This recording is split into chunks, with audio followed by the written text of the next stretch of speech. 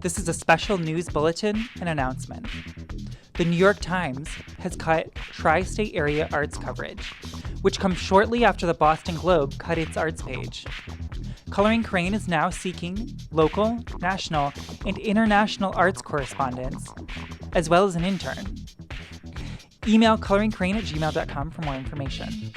Cutting arts coverage has a big impact, especially on emerging artists and small organizations like independent galleries or theaters. This coverage and these actions by these newspapers can make or break these groups. To help shoulder some of the responsibility, Coloring Coorain is now offering free advertising for artists and small arts organizations. Some restrictions do apply, but email coloringcoorain@gmail.com to see if we can help you. Welcome to Coloring Coorain. TV is boring, watch art instead. Today on the show, we have a extra special guest, Zachary Hutchinson, the founder of Video Zine. Video Zine is a stupidly awesome project. And even if you don't stick around for the interview about this moving image website and programming organization, I highly suggest you check it out. That's Video Zine. Vogue magazine has reported that small paintings are trendy. I'm not sure why the magazine thinks this is news, or why they illustrated the article only with large paintings, the smallest being 5 feet long. I know smaller people. Speaking of painting trends, zoos are making money by selling paintings by their animals. No, not of or about their animals, by their animals. Painting is arguably really great for animals. They get one-on-one attention from zookeepers throughout the process. But should we consider them artists? Animals rarely receive art education, much less paint color choice. And handlers typically manipulate the paper to prevent them from smearing everything into muddiness. And do captive animals actually want to paint? A group of Israeli art educators, museum directors, and artists have filed a lawsuit against the Israeli Ministry of Culture. The lawsuit comes in response to increasing threats to freedom of speech. In addition, the lawsuit would require the Israeli Ministry of Culture to be more transparent about its decision-making processes. The arts aren't faring much better in Turkey, where Coloring Coorain previously reported a postponed international biennial. Well, you can add 2 more to that list. While many of the larger international events have been postponed, small exhibitions and galleries have remained open, despite many artists, journalists, and other cultural producers being placed behind bars during the current crackdown, which comes after a failed military coup in July. You've been watching Coloring Coorain, all the news you can't use because it's art. Is Damien Hirst trying to steal your girl? Tune in to Burning World Issues, your #1 source for news and commentary, while you watch The World Burns. You too could paint Mike Pence's portrait for the Indiana State Museum. Submissions are open till September 23rd and require that the artist be either from the state or have attended college there. While he doesn't quite fit the submission guidelines, I'm really hoping to see George W. Bush paint this for the vice presidential hopeful. Also coming in September, the National African American Museum of History and Culture is scheduled to open September 24th. Are you ready? Is America ready? Well, it's taken over 100 years of political maneuvering for this museum to be authorized, and in the past 11 to collect artifacts, raise money, and, well, build a museum.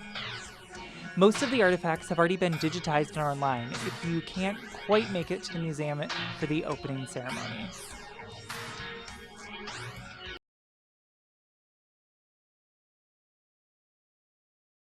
And now for our extra special interview with Zachary Hutchinson. Today we're in Zach Hutchinson's studio. And this is Zach.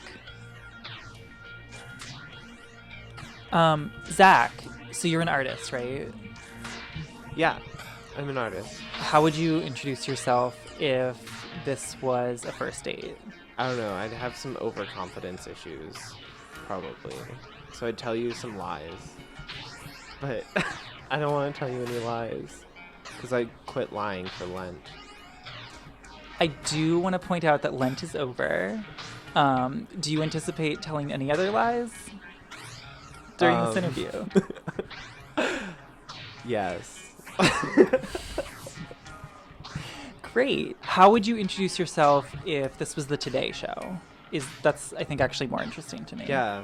Well, if this was the Today Show, you would introduce me. But I'll do it anyway.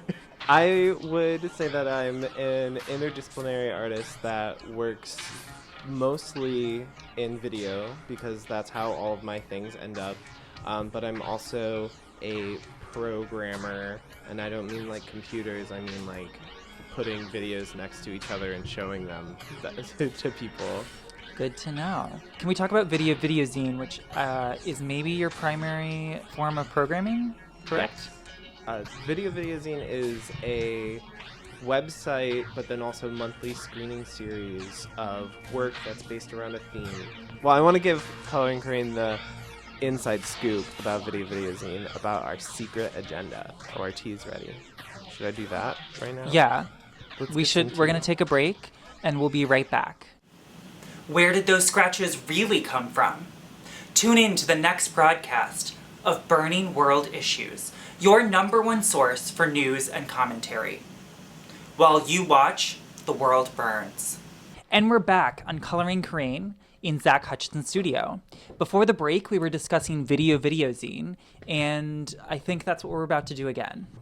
Video Zine is a online website or webzine and a monthly screening series that happens in Chicago. But because it's online, it's accessible to everyone. We also do a couple of other things on the website, like have a guest curation from an artist or someone. In months past, we've had a philosopher getting the right algorithm through Google to find the least watched videos, and his whole curation was about that. So it's lots of weird things going on. And we just started, which will always be new, is our video criticism portion of our website. So videos that get onto the main page of Video Zine have a chance to be written about. Something else to mention about Video Zine is that because we want to be completely accessible, how you get a video on Video Zine is through a really easy Google form that you just submit, and you have to write 3 sentences about it and then submit the work from your YouTube or your Vimeo or Xtube, whatever you like. And then I have 4 jurors look at it, and the jurors decide from the pile which ones will get into it. The ones that don't get in also have a chance to get on Zach Zone, which is my secret part of the website that isn't so secret. Speaking of secrets, it's a little known secret that Coloring Coorain has actually been in Zach's Zone. But before the break, I think you referenced a secret about Video Zine, and I want to make sure you had a chance to finish telling us the secret. The outreach of being completely accessible means that we try to not use terminology that will stray anyone away. So this is sort of maybe controversial. We want to make sure that if you're queer and you don't know it yet, that we're not saying we're so queer that it makes someone uncomfortable and not able to submit something.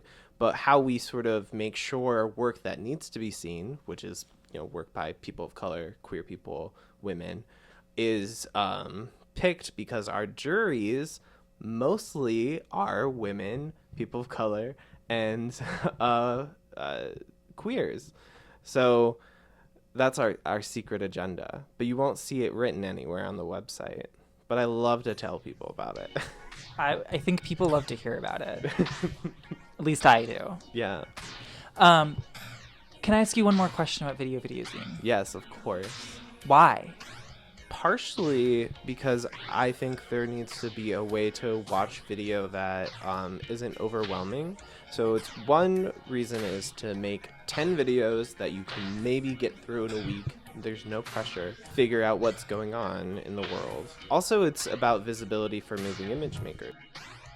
I think it's time to ask you a pretty serious question about what you're most allergic to. I myself am technically not allergic to anything, although sometimes I lie and tell people that I am because I have IBS, and that's just an easier way to explain my condition. I get that. Okay, so it's easy for me to say that I'm allergic to cilantro, but I'm actually not allergic. I just strongly dislike it.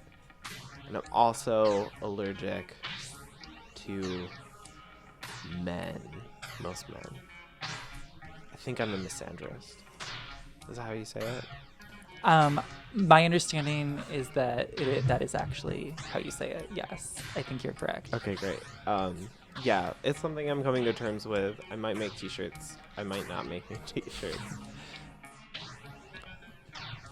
Things that I'm a fan of. I'm a fan of being fanned. I'm a fan of polar fleece. I'm a fan of dark sodas and light sodas. Fresh fruit. I don't know, I think that's really funny. Let's talk about Chicago. In Chicago, I love Amina Ross, Lyra Hill, Caleb Yono, Rose Hernandez, Sophia Moreno, Liz Cambrin. These are all local artists of Chicago that you should look up immediately. I think that's good, yeah? I can do more. Thanks so much, Zach. This tea is great. I feel less depressed already. This has been Coloring Coorain. For the first time ever shooting in Chicago. TV is boring, watch art instead. Other taglines here.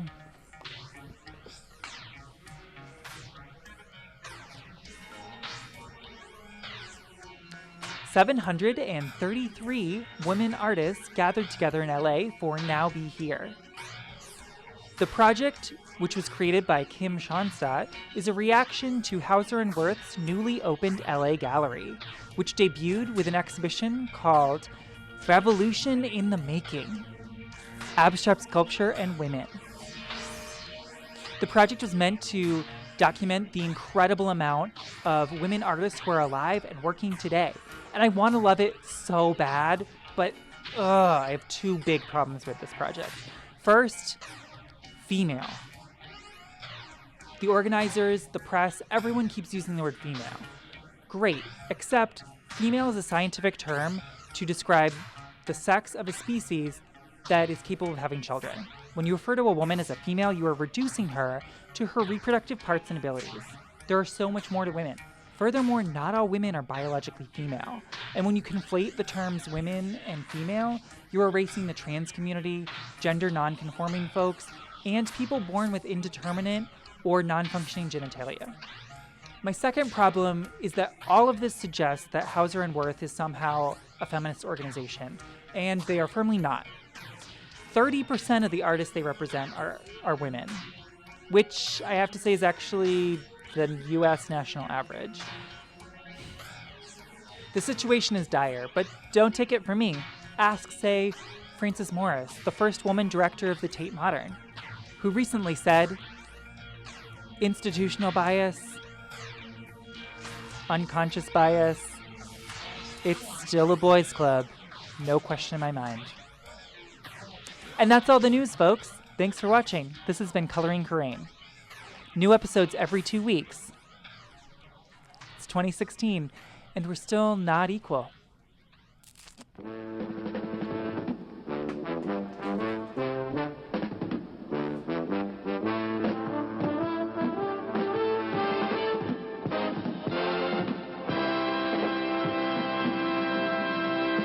And he was like, "Oh yeah, tennis panties are a thing, and I want to make them."